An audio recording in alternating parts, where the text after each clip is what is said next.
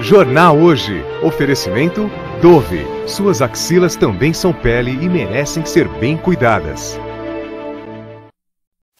Boa tarde. Boa tarde. Uma invasão e a mudança da corte portuguesa inteira para o Brasil.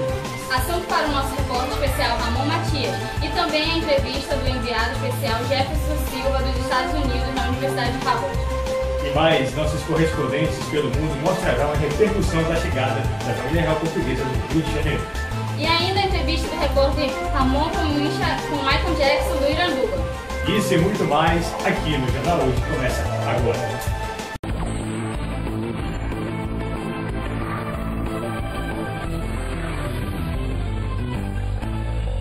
Napoleônica na Península Ibérica e a vinda de toda a família real portuguesa para o Brasil. Com isso, o Brasil teve sua independência de Portugal e a regência que foi uma época que o país viveu seu líder. Isso e outras vertentes da época. Acompanhe na entrevista exclusiva que o doutor em História Moderna, Maicon Gonzalez, deu ao nosso repórter Ramon. Olá, seu telespectador. Estou aqui com o professor Maicon, ele que é formado em Geografia e História do Brasil, para falar um pouco sobre o Império do Brasil. Né? Lembrando que a família imperial foi obrigada a migrar para o Brasil com o objetivo de fugir das iminentes invasões francesas, né, resultando no período imperial brasileiro. Bom, professor, sua opinião, como caracterizou-se assim, o primeiro império de Dom Pedro I? Bom, a gente tem que destacar que esse período foi um período importante para a formação do território brasileiro, que nesse período aconteceu vários fatos que são importantes e por isso no cotidiano escolar é citado vários fatos importantes pelos professores de história, mas eu acredito que o período que mais, os fatos que mais se destacam nesse período, nesse primeiro momento do Brasil Império, no governo de Dom Pedro I, são os fatos das revoltas e das instabilidades, né, que ocorreram nesse primeiro momento. Dom Pedro teve um governo muito bem articulado, porque ele implementou 4 poderes, né? Dentre esses 4 poderes, que são poderes legislativo, executivo, judiciário e o moderador, onde tudo que era estabelecido tinha que ser aprovado por ele, tinha que passar por ele, né? Mas, diante de tudo isso, o que tirou ele do poder foram as revoltas. E a principal revolta nesse momento foi a cabanagem, onde a revolta popular conseguiu tirá-lo no momento ali do governo, né? Bom, então, devido a essas grandes revoltas, né, outros conflitos com a burguesia, Dom Pedro I sentiu a necessidade de abdicar do império em prol do seu filho, né? Exatamente. Aí houve até um período do Brasil Império que não houve imperador, né? O Brasil passou a ser governado pelos regentes. E logo após veio o segundo governo do segundo imperador, que seria Dom Pedro II, né? Que já seria a continuidade do governo. Esse período ficou conhecido como período regencial, né? No qual a administração do Brasil ficou na mão, né, da regência trina e da regência una, né? E posteriormente, como também na regência houve uma série de revoltas, certo? Houve também a necessidade do governo de criar a Guarda Nacional, que foi uma espécie de polícia, de exército, uma ação do governo para poder conter essas revoltas populares que estavam acontecendo naquele tempo. E posteriormente,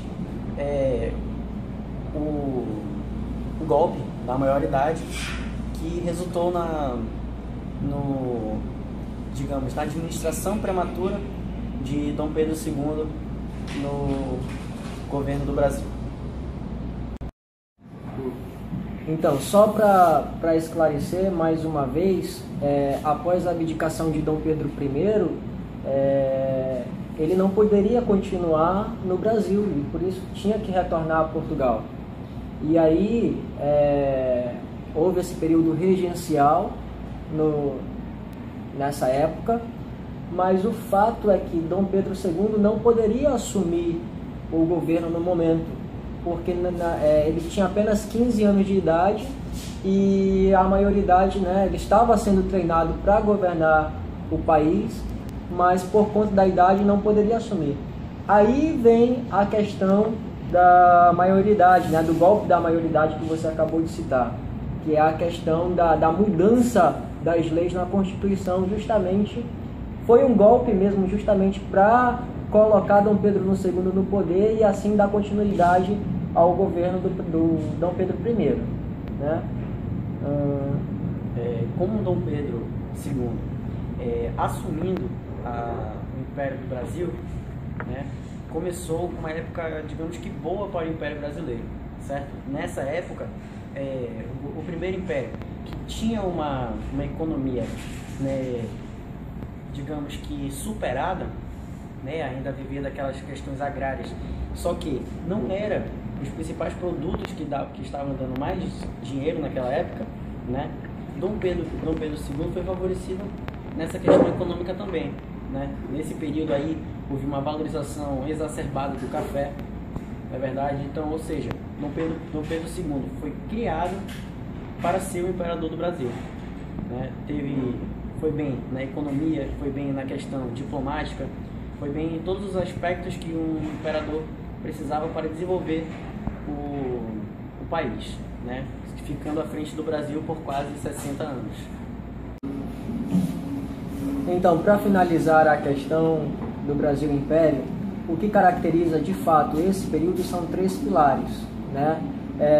O trabalho escravo, em que tudo dependia da mão de obra escrava, a força de trabalho. O voto censitário, em que todos só tinham o poder de voto aqueles que tinham um bom poder aquisitivo, né? E o Senado vitalício, que era a questão do poder moderador, onde tudo que era determinado dentro do governo se tinha que ter a aprovação do imperador, né? De Dom Pedro II, no caso, nesse segundo período, né? Muito obrigado pela sua participação, professor Maicon. Obrigado, boa sorte a todos aí, né? Agradeço também e espero ter contribuído com a entrevista.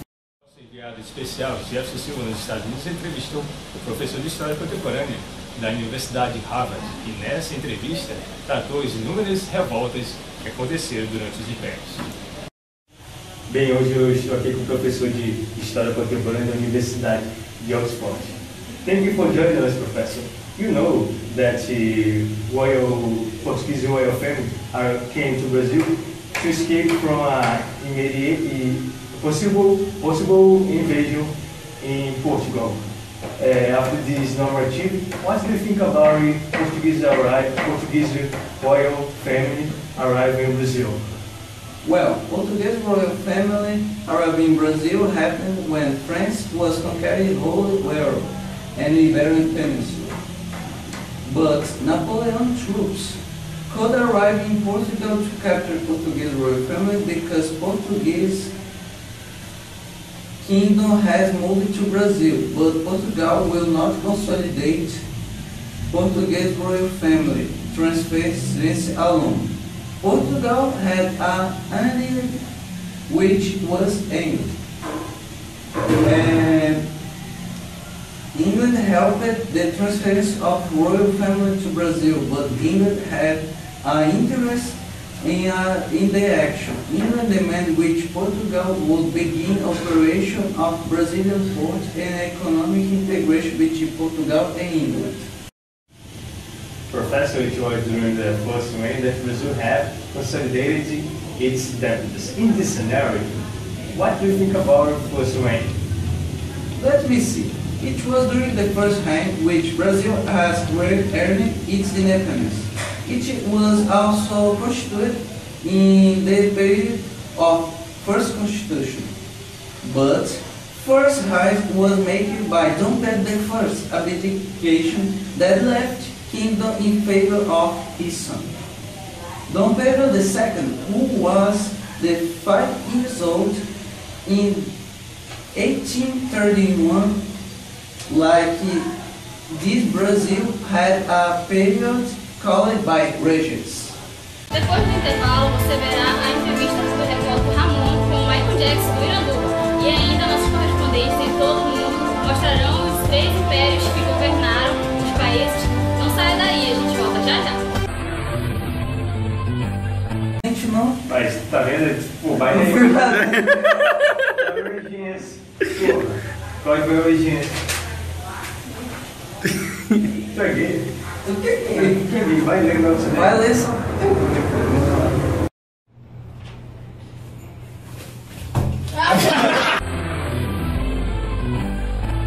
Olá, estamos de volta. Agora vamos ao vivo com o nosso correspondente Misael Nunes. Misael, as suas informações. Olá, Jefferson e Larissa. Várias rebeliões marcaram o período regencial. Essas revoltas tinham como causas comuns péssimas condições de vida da população mais pobre, a falta de autonomia das províncias devido à centralização do governo imperial, o excesso de impostos cobrado pelo governo central, a luta pelo poder entre partido e grupos políticos, movimento que agregou escravos e libertos de Salvador, na Bahia, como predominância de muçulmanos. A resposta à opressão imposta por brancos, mulatos ou crioulos aos africanos pretendia criar uma Bahia só de africanos. A rebelião que ocorreu em Salvador, Bahia, teve como nome pois seu líder foi um médico, Francisco Sabino. As causas foram decadência da economia e insatisfação com autoridades, a Guerra dos Farrapos. Essa rebelião, na então província do Rio Grande do Sul e a Santa Catarina, seus líderes foram Bento Gonçalves, Joseph Dubaldi. Os participantes da rebelião foram pecuaristas, escravos e população em geral. Jefferson e Larissa, eu volto com vocês. Muito obrigada, José. Veja a seguir a entrevista do jornalista Jefferson com a reitora da Universidade de Tenico. É já já.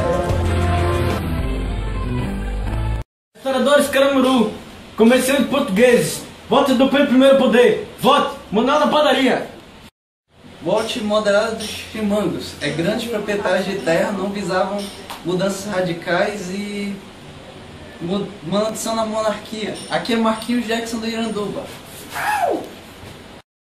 E aí, vocês estão ligados que eu sou do exaltado Farroupilha. Grupos urbanos querem mudança para a República. Vote em mim. Beijo pra Zona Sul! Liberalismo, ativar! Governamos junto com o poder conservador, grandes senhores de terra e de escravos. Vote, ostentação total. Estamos enfrentando alguns problemas técnicos, mas acompanhe agora a entrevista do jornalista Marcos Felipe com o professor de História do Brasil, Ramon Matias. Boa tarde, Jefferson, Larissa. Estamos aqui com o mestre de História do Brasil, Ramon Matias. Ramon, o que foi a Era Mauá? Bom, o Visconde, o Barão de Mauá, era na verdade Leão de Souza, né? E ficou conhecido por ter uma vida, no início, humilde e depois tornar-se um dos maiores empresários do período imperial, certo? Bom, Linneu investiu em bancos, principalmente foi responsável pela, digamos que, o apogeu do banco após ter sofrido o escoamento todo para Portugal, porque Dom Pedro I esvaziou os bancos e aí foi obrigado a voltar para Portugal novamente. Mauá ficou conhecido também por seus investimentos na indústria, né, em saleiros e tal, e foi muito favorecido devido à tarifa Alves Branco, que foi na verdade cobranças de impostos que favoreceram para que ele enriquecesse cada vez mais. Ao cortarem essas tarifas, né, lançando outras leis para a diminuição desse imposto, Mauá veio à falência. Pode dizer para nós o que foi a Guerra do Paraguai? Bom, no período do Segundo Império, a Inglaterra era a maior potência mundial e o Paraguai era a única economia que poderia oferecer riscos a essa disputa pelo poder, certo? O Paraguai tinha uma famosa prosperidade econômica, certo? Uma educação muito boa para todas as sociedades lá. Viver no Paraguai era um negócio realmente muito bom. Porém, o Paraguai produzia e não era muito bem colocado geograficamente. Ele necessitava utilizar de outros países como Brasil, Uruguai e Argentina para fazer uma ponte para chegar até seus compradores, certo?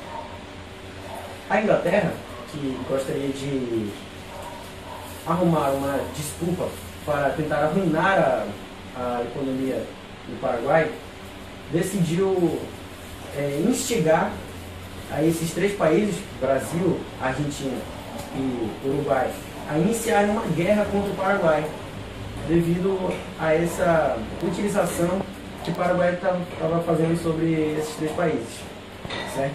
Só que nenhum desses 3 países tinha poder aquisitivo para bancar uma guerra naquele período. Não tinham como oferecer alimentação para seus soldados, não tinham como comprar armas. E quem forneceu todo esse equipamento, toda essa estrutura, foi justamente a Inglaterra, certo? Essa guerra resultou em um impacto tão grande na sociedade paraguaia que até hoje, no ápice da tecnologia industrial, o Paraguai ainda se encontra num período agrário e ainda com uma série de dívidas, um país mediano ainda se reerguendo desse período de conflitos, certo? E resultou também na Inglaterra a maior potência mundial, sem riscos nenhum à sua economia e ainda com várias dívidas do Brasil, Uruguai e Argentina. O único lado bom dessa guerra para o Brasil é que houve um certo fortalecimento do exército brasileiro. Com o ganho da guerra, tanto a autoestima quanto a estrutura do exército melhorou bastante. Pode falar um pouco sobre essa dívida com a Inglaterra? Bom,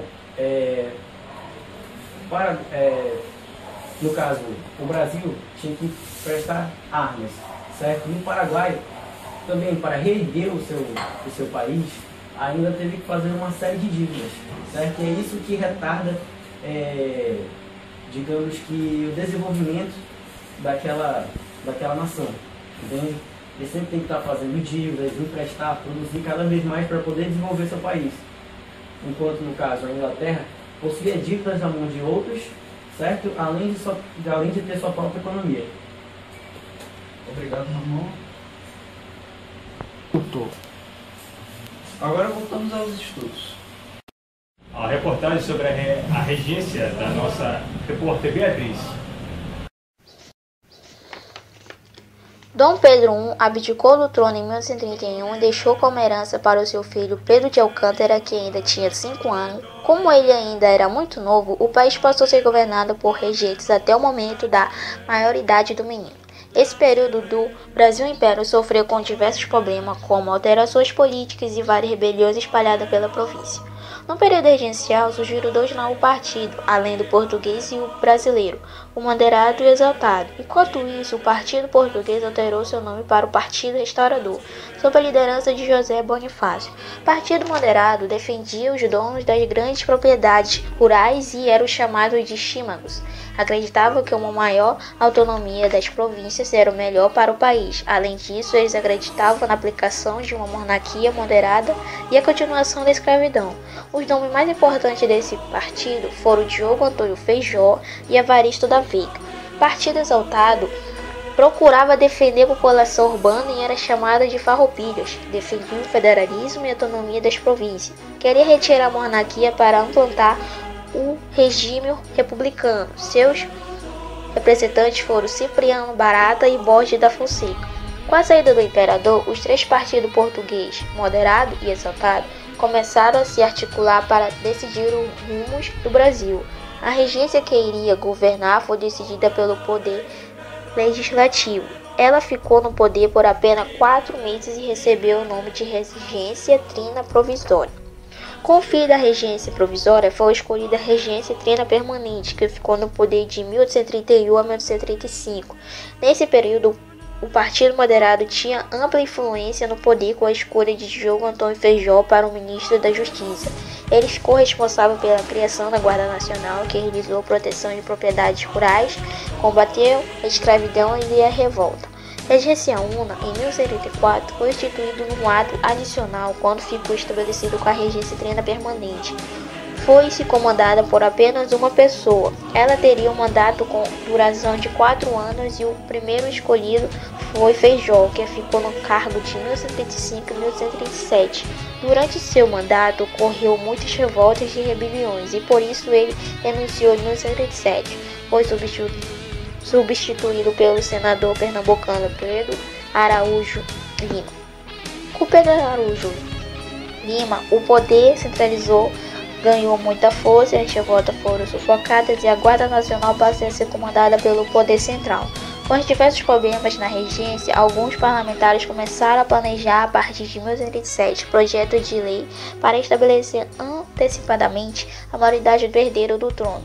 Surgiu em 1940 o Clube da Maioridade, que criou a emenda constitucional para antecipar a maioridade do Império. Com isso, Pedro II foi coroado imperador e iniciou o segundo reinado. Desculpe-nos, mas a reportagem com a reitora da Universidade de Estelita não será mais exibida. Perdão, mas fique agora com a reportagem com Michael Jackson, do Iranduba. Boa tarde, Jefferson e Larissa. Eu estou aqui na praia de Copacabana para entrevistar as pessoas que passam na rua e perguntar a elas qual a sua opinião sobre o Brasil imperial, mais específico sobre o Segundo Império. Aguarde.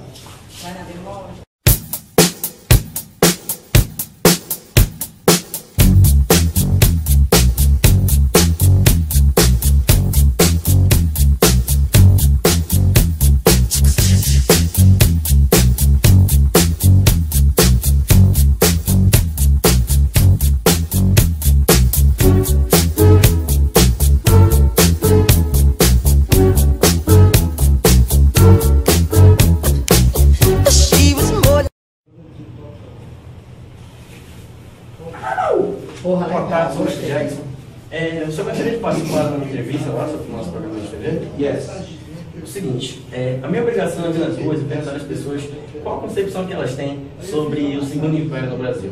Como caracterizava a política, a administração de Dom Pedro II e também qual a economia que proporcionou um excelente Segundo Império para o Brasil. O Segundo Império começou após o golpe da maioridade, cujo líder era do Pedro II. Daí surgiram 4 poderes políticos. Esses 4 poderes políticos apoiavam o poder na mão do imperador. Daí depois surgiram dois poderes políticos, que eram os conservadores e os liberais. Os conservadores, eles apoiavam a volta do Dom Pedro I. Já os liberais apoiavam a burguesia. A economia daquela época era o café. Foi inclusive nesse período que eles aproveitaram da economia do café para levantar economicamente o Brasil, na verdade, e estabelecer 2 pontos no Brasil para fazer o uso dessa economia, que no caso era no sul do Brasil, que na verdade tratava-se do sudeste, onde eles iam plantar no oeste paulista e no território fluminense. Muito obrigado pela sua participação. Bom, Larissa e Jefferson, com vocês. Bom, essa edição do jornal hoje fica por aqui. Mais informações na nossa programação. Se você quiser ficar por dentro de todas as informações que ocorrem no Brasil e no mundo, é só acessar nosso site www.nãotemos-site.com.br.